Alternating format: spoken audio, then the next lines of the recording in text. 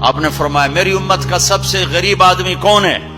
کہا جی جس کے پاس پیسے نہ ہو. کا نہیں، میری امت کا غریب وہ ہے جو قیامت کے دن بڑے بڑے عمل لے کر آئے گا، حج، نماز، روزہ، زکوٰۃ، جہاد، تبلیغ، ذکر، تلاوت، پتہ نہیں کیا کچھ، لیکن حقوق العباد برباد کیے ہوں گے.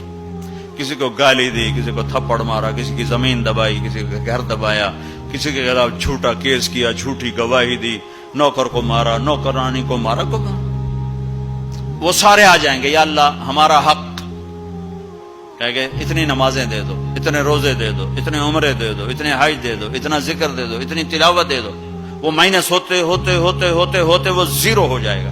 ابھی حقدار باقی ہوں گے تو پھر اللہ تعالیٰ فرمائے گا ان کے گناہ اس کے سر پہ ڈالو. ساری زندگی زنا نہیں کیا اور لوگوں کے زنا سر پہ پڑ رہے، ساری زندگی شراب نہیں پی، لوگوں کی شراب سر پہ پڑ رہے، ساری زندگی جوا نہیں کھیلا، لوگوں کے جوئے سر پہ پڑ رہے. اور آپ نے فرمایا کہ ساری زندگی کی عبادتیں کھو کر اور لوگوں کے گناہ سر پہ لے کر یہ جہنم میں جا کے گرے گا. یہ میری امت کا غریب ہے.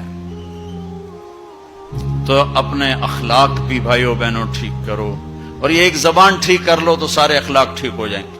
میرے نبی نے فرمایا معاذ تمہیں سارے دین کا خلاصہ بتاؤں؟ کہا جی کیا؟ مجھے دیکھنا، پچھلے بھی ذرا نظر اٹھا کے مجھے دیکھنا.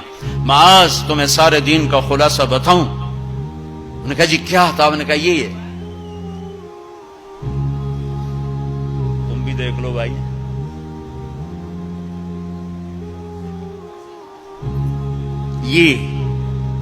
یہ قابو میں ہے، سارا دین میرے ہاتھ میں ہے.